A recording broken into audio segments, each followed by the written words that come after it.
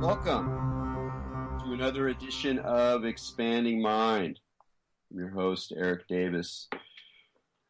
Delving further into the conversations about the cultures of consciousness. Lots of C words there. Somehow I can't get away from that phrase. It just says what I'm trying to do.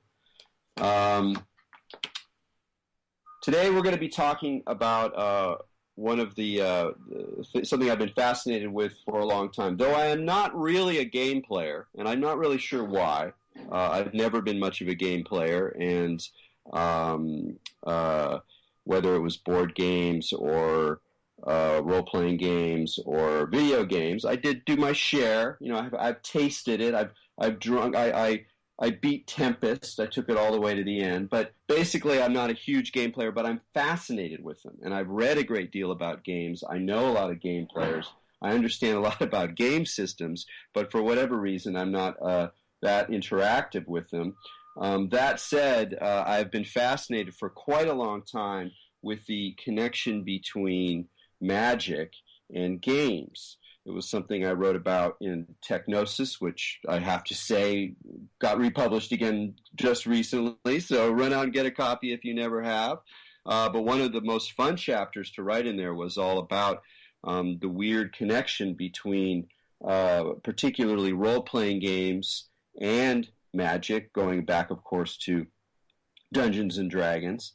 But then, more interestingly, following it forward as the RPG model, as they say, moved into the interwebs, onto Usenet and other sorts of technologies, MUDs and MOOs, and you suddenly had the introduction of magic and gaming into a digital space, which brought the whole issue of digital code into the picture. And of course, this, has ran like gangbusters, and magic and the occult remain a significant part of a large number of not just role-playing games, but any number of computer games. And I think that's true for a reason. Today we're going to be digging into some of those reasons with Jeff Howard, who is actually has a gig, of all things, a professor of game development and design at Dakota State University, and he wrote a terrific, fascinating new book called Game Magic, which is the kind of book that I had envisioned when I did my research, over 20 years ago. There were, people talking about this stuff, but I was like, someday there's going to be games and the occult, and they're going to both be at the same high level, and they're going to be talking about how programming language is like a ritual spell, and how ritual spells from history can help us organize the game space. And I was so excited about all this stuff, even though, again, I was not actually a game player, but just conceptually and imaginatively. And these elements were already in fantasy stories. You could already see it happening on the internet in the early to mid 90s. And then here it is. It's like the grimoire from the future. And it really is a grimoire. That's what's so great about this book. It's like, if you just like grimoires, even if, again, a lot of people buy grimoires, they're not magical practitioners. I can, that's a clear one. But this isn't just a book about game design or about even how to use the magic systems in fantasy literature or in the history of the occult to make better magic in games. But it really is kind of an arcanum unto itself, and it's very sophisticated about magic, and it seems to be so about games.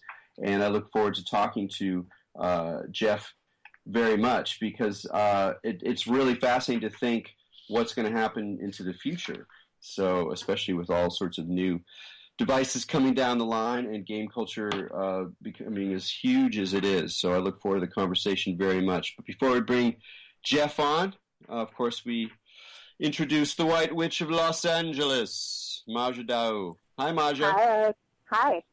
We've talked about our mutual lack of intense game playing, but you've had your share. It's true. And one of the things, I study divination deeply, and if you get to the heart of divination, it's literally the origin of all the games people play, like tarot cards and playing cards, and dice originates back to the Saturnalia stuff. So actually, if you look at even simple board games, not counting all of these, very higher developed role-playing game scenarios, but pretty much the way that people make systems is really like at the heart of a lot of the divination stuff that I look at. And of course, like I Ching, there's some arguments that even computer programming and binary number systems could have been based on, the way that I Ching systems go. So even though, like you said, we don't get epically into it, I have definitely had a lot of research into it in there. And then, of course, myself, on a lower level, of course, played Dungeons and Dragons a lot, and then some other basic things like that. Well, it's funny you mentioned this sort of history of games and not just divination, but just cosmology, metaphysics. Yeah. I can remember fondly in the 70s. They put out an edition of a Tibetan game that was basically Snakes and Ladders, which is a very, very cosmological game that goes quite far back. And it was a reproduction of a medieval version of the game from Tibet from, I don't know, the 15th century or the 16th century called Rebirth. And basically it was like Snakes and Ladders, and the cells that you were going up were these various hell realms, and then middle realms, and then heaven realms, and there were dozens and dozens of these, and you would climb up and fall down based on the on the throw. And it was and I remember it very vividly because we played it with a friend of mine named Naropa, and for the life of him, he could not get out of hell. And he started, as the game kept going further and further, the sort of symbolic weight of not being able to get out of hell, it became more and more excruciating as we, the other players, climbed up towards the delightful heavens where we're smelling flowers and achieving ecstatic bliss with the universe. And he's like lacerated. Crazy. Like I had an experience. I had an experience with Snakes and Ladders that was literally like Jumanji. It was crazy. My friend and I were playing this epic game. It was a reprint by Johari, whatever his name is, that guy that does all the Indian chakra drawings. And we played this epic game of it. It lasted, I don't know, maybe 4 or 5 hours. And as we went through, each of the things were things that literally we had both gone through individually in our lives, but it was only saying it for like each of us was different. And the different path that we both took like corresponded crazily to events that were occurring. So it's so funny, that symbolic value of your friend not being able to make it. It gets weird and freaky, like correlating when you play games. Some of those weird consciousness things and synchronicities absolutely have room to come out. Well, it's also a way to understand how magic works, because even if you're not into the supernatural in any kind of sort of ontological way, you can understand already how powerful games are. And so you just add ritual, add belief, add intensity into that, and things can get pretty wild just on the level of human practices. But with that, let's invite Jeff onto the show. Jeff, thanks for joining us on Expanding Mind. Hello, Senor Jeff. I can see that you're on the device, and yet I do not hear your name or voice. Hi, Erik. Hey, there we go. Yeah. Beautiful. Well, welcome on the show. Thanks. And congratulations on Game Magic. It's really quite a feat. I want to reemphasize that since I know more about the occult than I do about games, I can only really speak for the former. But the way that you understand and sort of present the history and present the kind of grammar of the occult and magic is very engaging and sophisticated. And I assume that if you're doing the same thing with the myriad of games that you're talking about, you really have made quite a fascinating grimoire.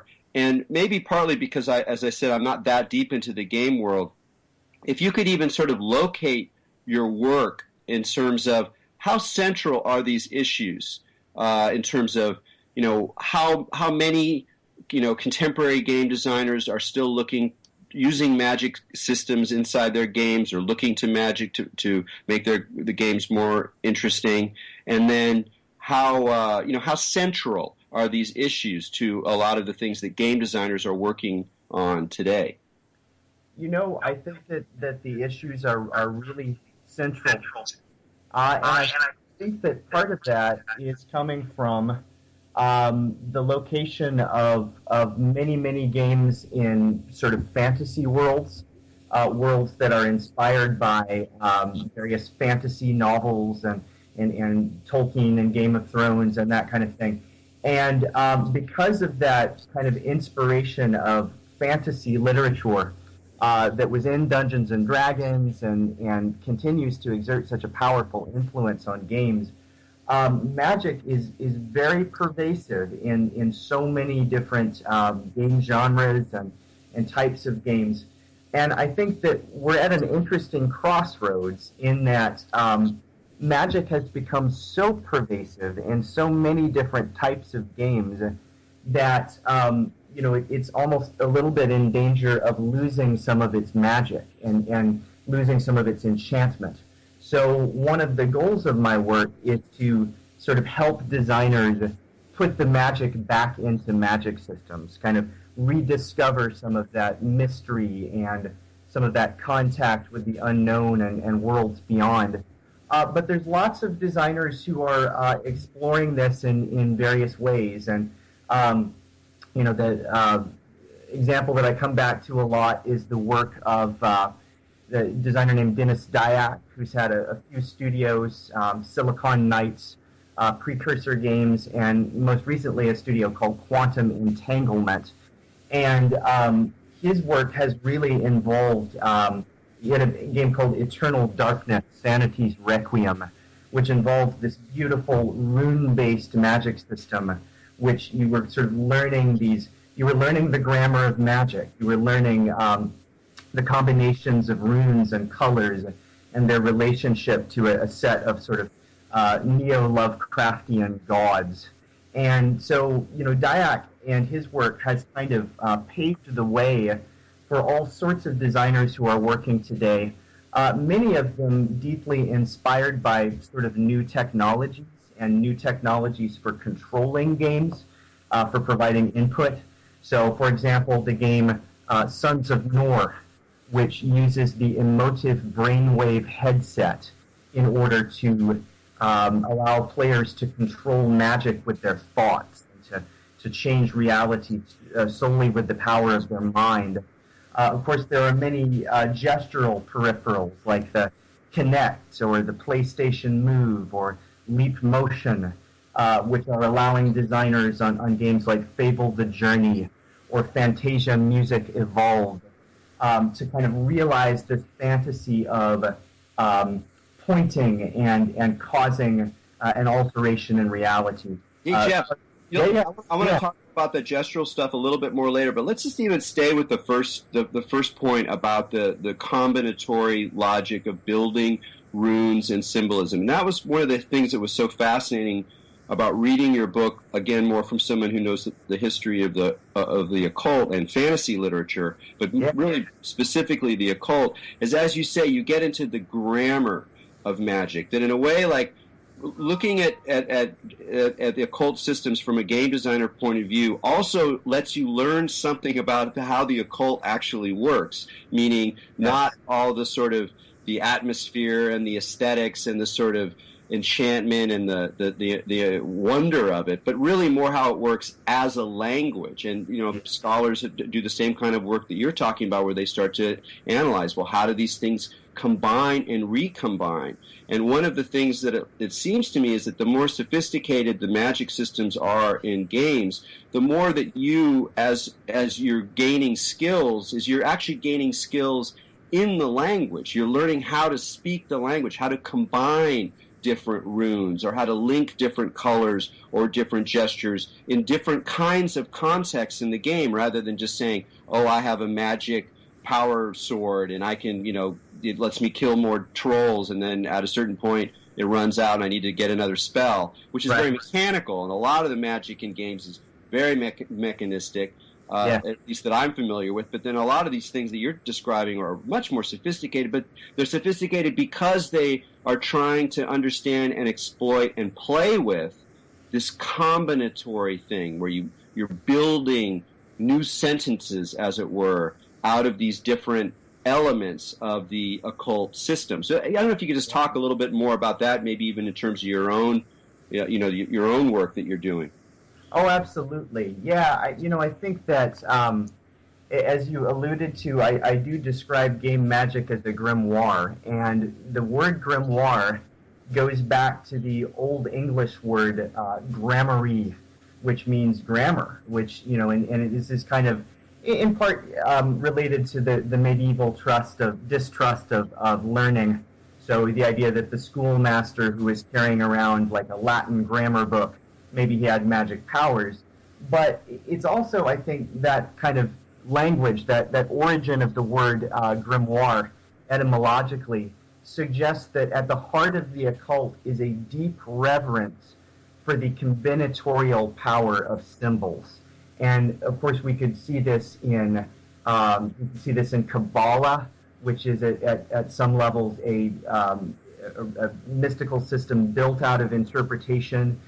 We could see it in Enochian, and whether we think of Enochian as a constructed language or a discovered language, it is a language with a grammar, and that's what gives the Enochian system so much fascination for scholars, is that it can be explored and recombined to create sort of new spells and new systems.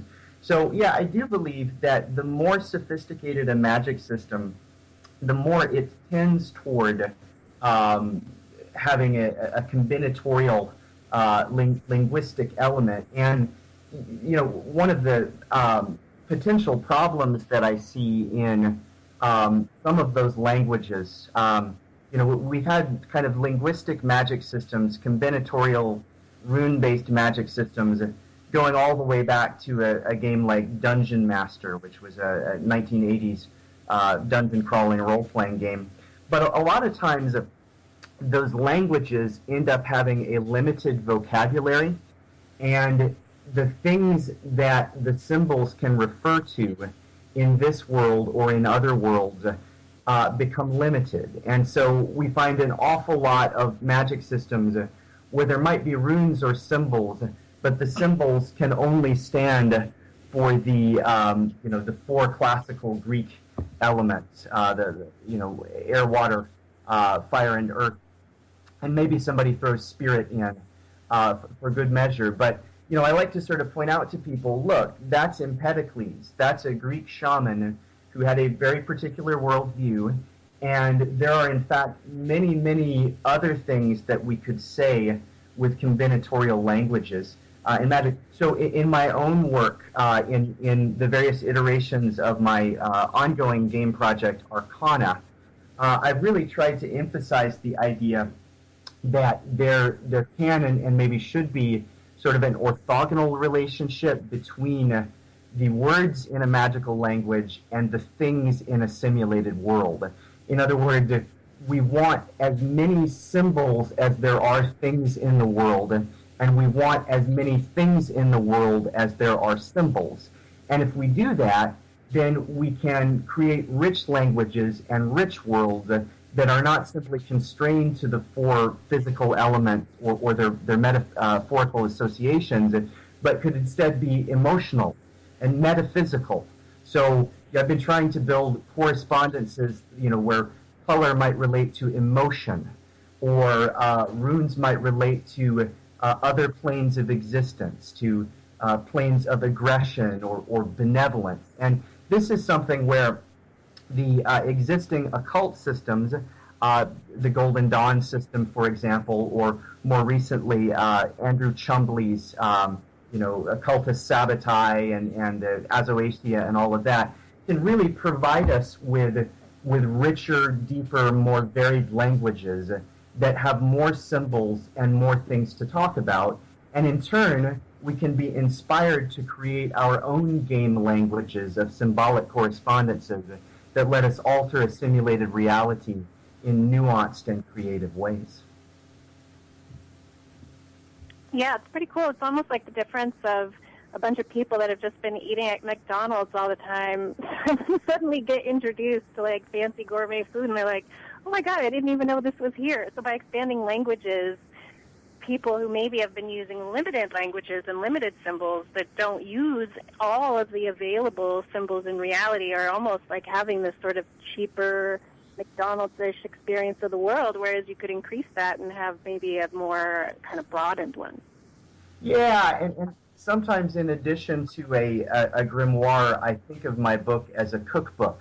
So it makes sense that you mentioned McDonald's and you mentioned food, because one of the things I'm trying to do is sort of offer recipes for subtler flavor combinations, for maybe meatier or more nutritious flavor combinations in Magic. And yeah, you know, the shooting somebody with a fireball is a exciting game experience. Sometimes I enjoy it in the same way that I enjoy a Big Mac ever so often from McDonald's.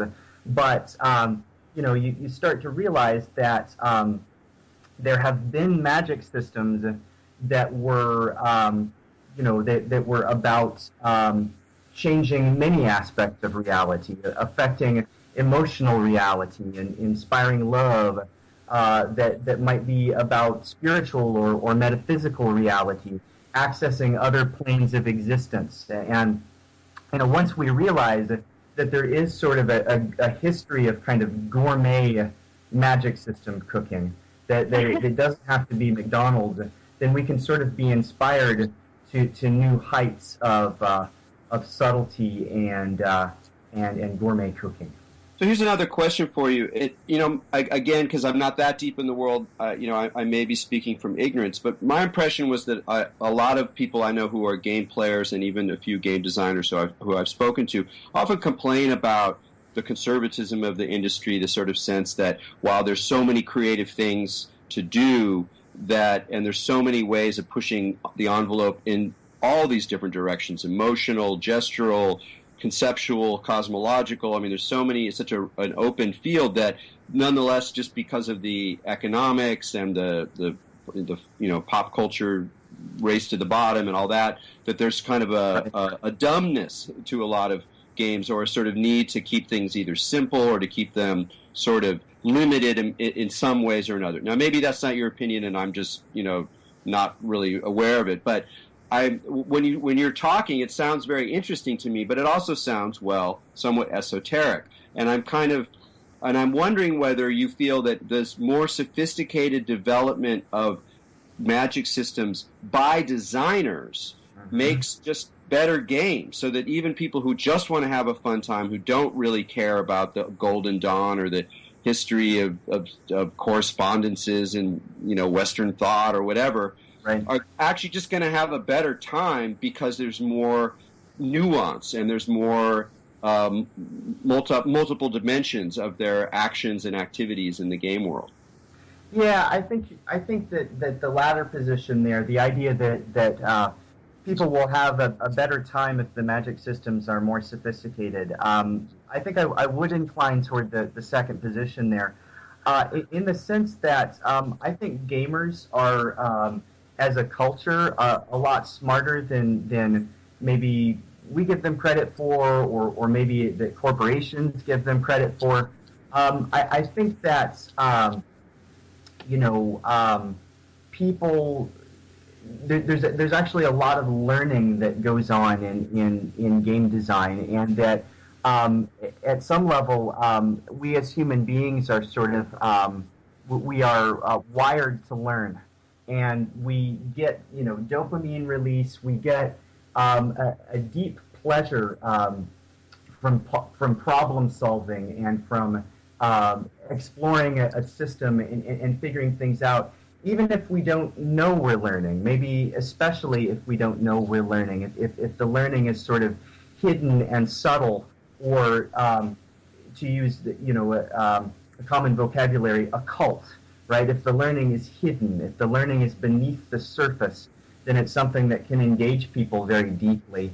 And I think about, you know, there's a science fiction writer, Theodore Sturgeon, who once said, he formulated Sturgeon's law, which is 90% of everything is crap. And he said this as a way to defend science fiction, because he was a science fiction writer, and people at the time, science fiction wasn't well accepted as a kind of medium that could convey ideas or be serious. And so people would say to him, well, 90% of science fiction is just a bunch of, astronauts with ray guns blowing up bug-eyed monsters, and it's just crap. And his response was, yeah, but 90% of everything is crap. Like 90% of symphonies are crap, and 90% of novels are crap. And so what I like to look for is the 10% that isn't crap. The 10% that is deep and complex and has hidden depths. And it's surprising, especially in the field of independent games, where designers are sort of, they have the opportunity to be motivated by creativity and rather than a bottom line, and rather than than a lot of money that they've got to recoup from this huge AAA multi-million-dollar game.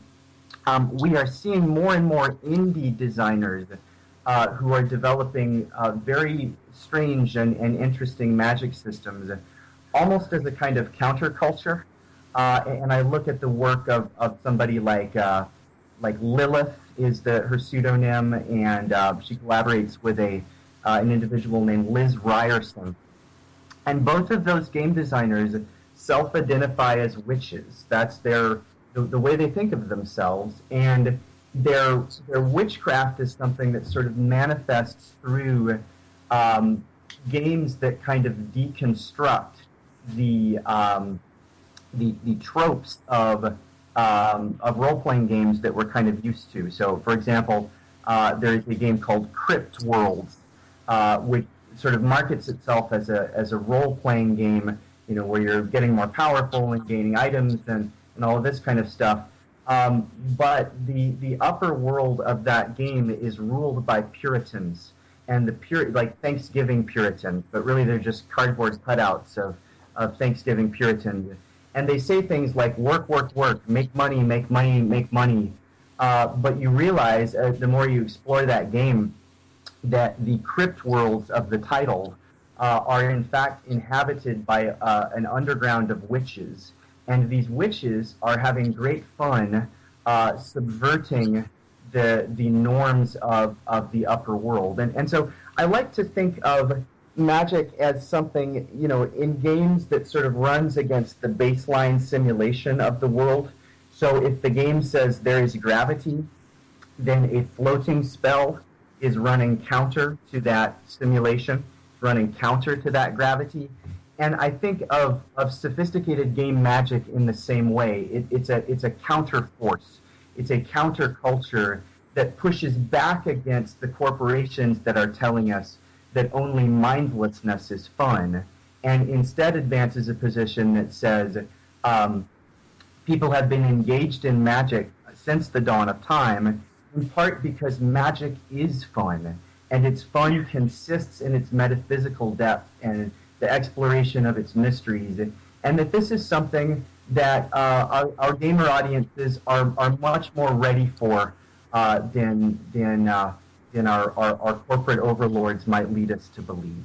So that was a good, rich little mini rant. I love the connection between, and I just kind of want to say it again just to underscore it, the connection between a kind of counter-cultural resistance, even inside of a major cultural economy like the game world, right, and the counter simulation, or the way in which the spells work against the sort of laws of physics that are running a realm. And in fact, you need that tension for it to really work. That's I think a very interesting idea, and I think that's true even among contemporary occultists, regardless of whatever they quote unquote believe.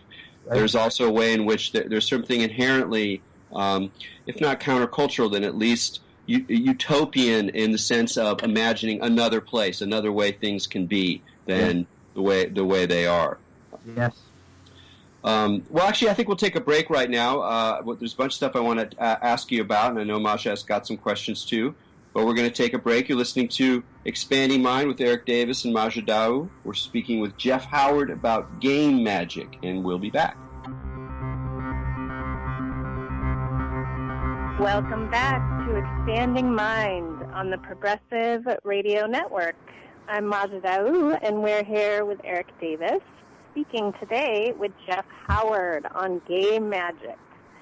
Jeff, before the break and in the beginning of the show, you've been talking a lot about the diversity that a lot of these gaming systems will open folks to and how it expands and opens for a plethora of different kind of modalities and thinking. But I was wondering if in your experience with all this kind of surveillance of so many different games, if you noticed or saw any patterns of like a single thing that could be like a unifier between them. In other words, like for all these different individuals that are making these kind of innovative things, is there like a cohesive theme or themes that you see that pop up pretty consistently? I think there definitely are themes, and the recurrent patterns that I sort of see is actually kind of a visual motif, a diagram that comes back over and over again, which is the idea of a color pie. And so one of the things that happens in magic systems is that there are different schools of magic. And school not so much in the sense of like a college, although it certainly could be, but like a school of thought, a way of thinking about the world. So the school of creation magic or death magic or alteration. Right. So one of the things that we see are diagrams, often in the game as a form of interface that represent these different schools of magic as different slices of a pie, or they might be different positions on a rune circle. And of course, the difference between these different games, or one of the ways that they can be different, is the way they choose to divide up the pie. And this tells you a lot about the world that you're in. So if the pie, is 1/3 death magic, 1/3 blood magic, and 1/3 destruction magic, you're probably in a pretty bleak and gothic world. On the other hand, if the pie is balancing life magic, healing, and destruction magic, and if it's balancing the capacity to create with the capacity to destroy, then we may be in a world that is more mythologically balanced, that is as much dedicated to the Olympian gods as it is to the chthonic gods, to the gods of the underworld. So I think the commonality is a cosmology. Each of these games is creating a cosmology that they are representing as a kind of total pie, a pie of color correspondences, rune correspondences, symbolic correspondences, and the way that the games differ is how they choose to slice up that pie. Wow, that's amazing.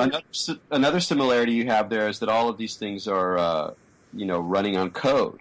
And one of the most interesting sections of your book and your discussion for me was where you explicitly kind of address the way in which code itself, the various computer languages that are undergirding the gameplay, are themselves, or that can be seen as spells, because they're a grammar, a language that makes things happen in the world and allows people to express their will by creating things at least in a simulated environment, and then of course also in our real world as well. And you kind of run with that for a while in a really interesting way, talking about how the understanding of code and the creation of code from a designer point of view, it relates to the gameplay that's on the surface that maybe only a player will only perceive as part of the gaming world. And that was very interesting. And you also talked about something called roguelikes, which I'd never heard about before, as a way of understanding this connection between the underlying code and the surface spell as both being, in some sense, interacting in this kind of enchanted language way. So I don't know if you could say a little bit about roguelikes and how the idea of code itself helps inform your vision of game magic. Oh, absolutely. Yeah. Well, so a roguelike is a genre of games that gets its name because it's named after a game called Rogue. So a roguelike is like Rogue. And when Rogue was created, it was back in the 70s, and pretty much all people had were mainframe computers.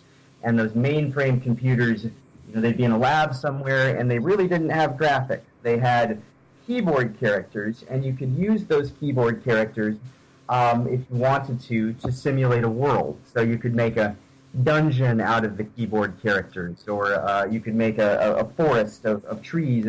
So the thing about roguelikes that makes them so interesting, if we're thinking about magic as programming and programming as magic, is that because the world is made out of keyboard characters and there's not a lot of sort of graphics to distract us, the underlying patterns are much more visible. It's almost like that scene in The Matrix, in the beginning of The Matrix, where everybody's watching the code go by, and then an experienced reader of the code is able to look at it and say, oh, that's a beautiful woman who just walked by inside of the Matrix. So what a roguelike allows one to do, in part because of its keyboard character art, but in part because the source code of roguelikes tends to be open source. So meaning that a person can freely access, read, and modify the code. So there is a kind of parallel between diving deeper and deeper into a dungeon and going deeper and deeper into the layers of code that built the dungeon. And this is something that, the early game programmers at MIT and these other academic institutions, they were very aware of that parallel between exploring a labyrinthine simulated world and exploring the code that underlied it, that was underneath it. And to speak more broadly about that connection between coding and magic, it's actually a connection that is quite familiar and sort of mainstream in computer science education. Like, there is a textbook that's used at MIT, and it's actually still used as the introductory freshman programming textbook. And it's referred to as the wizard book because it has a wizard on the front of it teaching an apprentice how to cast spells. And the very first paragraph of this textbook says, a computational process is like a spirit. It is intangible, it is potentially deeply powerful, and it only obeys a magician if the magician has mastered the precise symbolic utterances of the incantation and has them in an exact order. So there's this notion that is very foundational to kind of the way programmers have learned historically that connects the power to alter a simulated world and the power to use code in order to affect our real world. And so the two sides of that coin are something that is just deeply built into our kind of cyber culture of programming. Well, and also the control issue is such a pertinent thing in the occult world. Having to, it says you have to build your discipline. It's interesting to think about coders and game makers because it can kind of become like a Frankenstein monster, right? I mean, a lot of the stuff, it to me seems like if you're creating this code as a gamer maybe and then you disseminate it, then the forces of chaos kind of invariably come in. So it's interesting that they would make that kind of connection to it as well. Yeah, no, I think that's absolutely true. And the issue of how much we as coders or occultists control our spirits and how much we want to sort of lose control to our spirits. I mean, it's almost the classic invocation, evocation distinction, calling the spirit into your circle and letting them inspire you in Dionysian fashion, or evoking them, calling them out into the triangle and keeping them there under control. And I think, it depends on who is sort of doing the control. And this is where I feel like games as an interactive medium, open up some kind of liberating possibilities. Because if we were using the code to tell sort of a linear story, if we were kind of coding a linear movie about magic, then the magic could maybe only really go in one direction and only maybe sort of mean one thing, at least on the surface. But because we are coding a simulated world, there are emergent possibilities in our magic that if the combinatorial system is rich enough, players are going to find spells that we maybe never thought of. And they're going to find meanings to those spells that we maybe never thought of either. And, that can be a really liberating thing. It's almost reversing sort of the eye at the top of the pyramid. I mean, as designers and coders, we may think of ourselves as the Illuminati at the top. But once we've coded that world, our players are going to play in it. And through their playing, they're going to uncover new possibilities implied by our code, possible in our code, but unanticipated by us. And and that's where games, I think, in the coding of games, can function as a kind of liberating force. Well, another liberation that's happening, and you mentioned it earlier on, is the liberation of the body. The body is now being engaged in all sorts of different ways, away from the fingers on a keyboard or the hands on a controller. There's all sorts of new interfaces that are coming down, and of course the Wii is totally well established now in teenage basements across the land, and this opens up all this realm of both gestural interaction as well as some of the more creepy sci-fi brain-driven kinds of possibilities as well. Which if you just take it down the road a few stages, where you're talking about direct brainwave readers, you're talking about Oculus Rift 3D virtual reality worlds, or even deep augmented reality kinds of things, then the ability of these metaphors and analogies, or whatever you want to call them, from magic to sort of seep into the everyday, or to engage the body more directly, become really very interesting. So I'm curious for you, when you're looking at all of these different kinds of controllers that are coming down the pike, what are you really most excited about? Yeah, well, I was kind of skeptical of virtual reality for a while, and this has to do with what happened in the 90s, and we kind of had the fantasy of virtual reality in William Gibson and in things like Lawnmower Man, the movie, The Matrix, certainly. But the technology, in some ways, really wasn't there, and so people would get nauseated because there was too much lag in the headsets and this kind of thing. But when I was out at the Game Developers Conference just about a month ago, it became apparent to me that virtual reality, and virtual reality as sort of a game platform or medium modality, is here. And it's here, at least to my mind, in a really big way. So, I had the opportunity to play a prototype by a Swedish virtual reality designer that was a magic game. The designer heard I liked magic systems, so he said, "Oh, you have to see my game." So I put on that Oculus Rift, and there was a pentagram floating in front of me, and a sphere around that pentagram. And I put my hands out in front of the Leap Motion sensor, which is a motion sensor kind of akin to the Kinect, but a little more precise and sensitive. And I could squeeze the sphere, and I could tap the pentagram, and sparks of color would appear at the vertices of that pentagram. And then I could release my hand, and a shower of fireworks would bolt above my head and explode.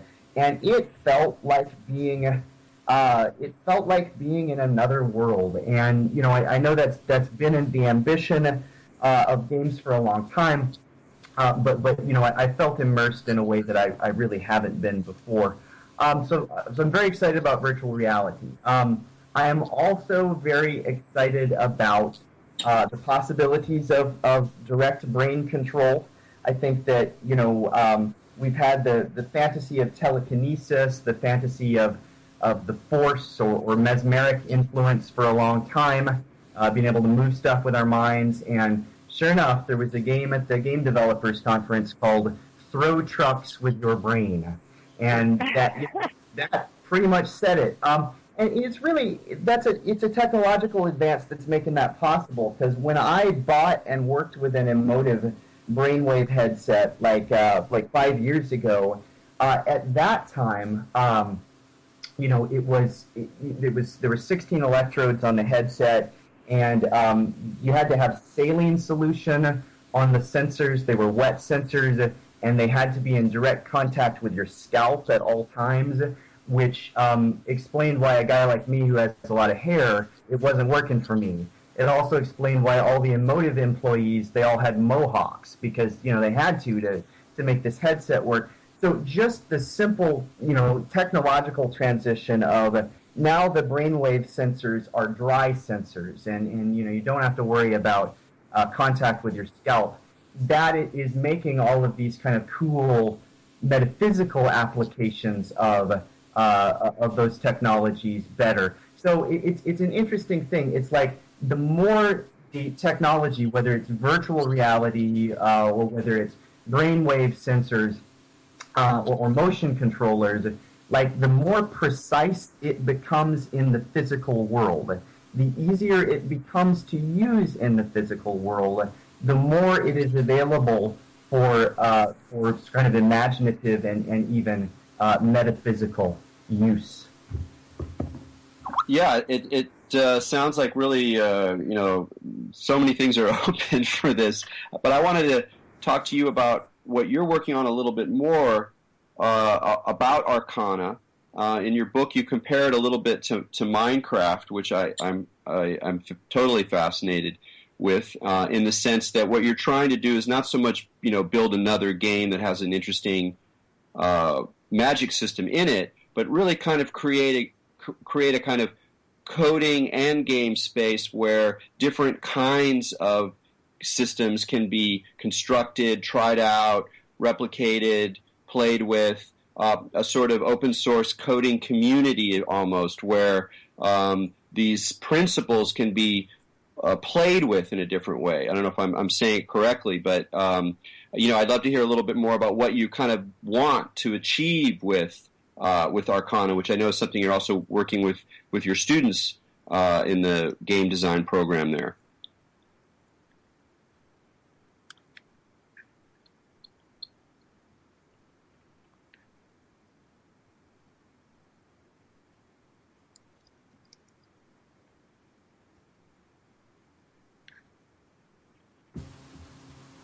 Sorry, Eric, can you hear me now? Yes, I can. Okay, I'm sorry. It just cut out for a second. So Arcana has both an outward player-facing component. It has a game element that is meant to be played by players, but it also has a kind of developer-facing side, and the developer-facing side would be the side that is a kind of coding language for magic, a kind of visual coding language for magic. So yes, I do sometimes say that Arcana is like the Minecraft of magic systems. But instead of building worlds out of cubes, which is what you do in Minecraft, you're building rituals out of symbols and components. You're sort of building up your own ritual language. This is something that is open to developers. And the idea of Arcana is that underlying it is a kind of in-dimensional vector mathematics. And by that I mean Arcana, the gameplay is all about shifting between various dimensions, between various planes of existence, and different ritual actions will shift you along those planes of existence. They'll shift you along a particular trajectory, or as they would say in physics, ritual actions will shift you along a vector. Except as it happened, the space of Arcana is not a three-dimensional space or a two-dimensional space. It's an in-dimensional space. It can have an arbitrary number of dimensions which go off in the direction of various gods and planes and aspects of the tree of life. And so, you know, one of the big inspirations behind Arcana is that line that Aleister Crowley has in Liber O, where he says, in this book will be spoken of many things, gods, planes, Sephiroth, demons, spirits. The student should be well advised against ascribing any of these things objective reality or metaphysical validity. By doing certain things happen. So the idea of Arcana, from a gameplay perspective, is that your ritual actions, like lighting candles or placing tarot cards or burning incense, will begin to shift you along a particular axis. And so, you know, inspired by the fiction of R.W. Chambers and his King in Yellow mythos, a lot of our initial rituals have involved moving toward Carcosa and having to reenact the kind of poem incantation from the beginning of the King in Yellow play. But the idea then is to say, okay, we're building this kind of game about the King in Yellow, but we will use that building of the game in order to say, okay, now what kind of visual language, what kind of visual coding environment did we have to have, or would somebody need in order to create their own kind of magic? So the idea of Arcana is that if we can bring enough people into this community and make it all open source and something that many people can contribute to, that the sky's the limit in terms of the way magic could be created. And so some people, you know, maybe they want to implement druidic magic, and some people, maybe they want to do an Enochian system, or maybe some people want to make a magic system from whole cloth that, you know, with the color pie, divided up in the way that makes sense in the fictional world that they have created. So that's the idea of Arcana, is to really put a set of combinatorial tools in the hands of end users, where they won't just play Arcana as a game. They'll be able to make their own magic through a tool. Yeah, that's just so fascinating, because of course it is also partly what we see in the history of the occult. I mean, you mentioned like Andrew Chumley earlier, and you know the visionary novelty of Azoisha, which both is deeply recognizably occult in the sense that it's doing what you know the occult is doing as a sort of thought system, as a way of engaging different colors, planes of reality, God forms, et cetera, and yet it's also incredibly novel, because he was sort of a genius, and he was able to come up with his own language that then has an impact on other people. And it's almost the same way. You had a line in the book about how the problem with game design is not when people are influenced by things, but when they're not influenced enough by things. It's like there's this balance where you have to be able to be influenced by a kind of core set of tools, principles, images, operations, but then also be able to innovate on those in ways that create something new. And our Arcana seems really like a wonderful environment, and good luck with that. Thank you so much. Yeah, the quotation about not being influenced by enough things, in the interest of citation, that comes from my buddy Matt Weiss, who worked on the game Fantasia Music Evolved. So I have been influenced by Matt in saying that, but I definitely believe it to be true. I believe that we are at our most original when we are fusing elements eclectically from different systems. And you could look at Chambly's Azoasia next to the Vaudoin Gnostic workbook, Michael Berthiaud's book, and both of them are equally eclectic and equally visionary, but the way they divide up reality, the way they sort of combine their various influences is deeply different. They're both gourmet cooks, but the dishes that they make with all of their magical influences are just staggeringly diverse and beautiful. So well, yeah, Jeff, we're going to have to end it there. I'm afraid we're running out of time. Jeff Howard, thanks so much for joining us on Expanding Mind. Thank you, Eric. Once again, Jeff Howard's book is called Game Magic, and you can also go online and check out the blog at designquests.com. So check it out. It's pretty great stuff. And so from Majid and me to all you out there, keep your minds open.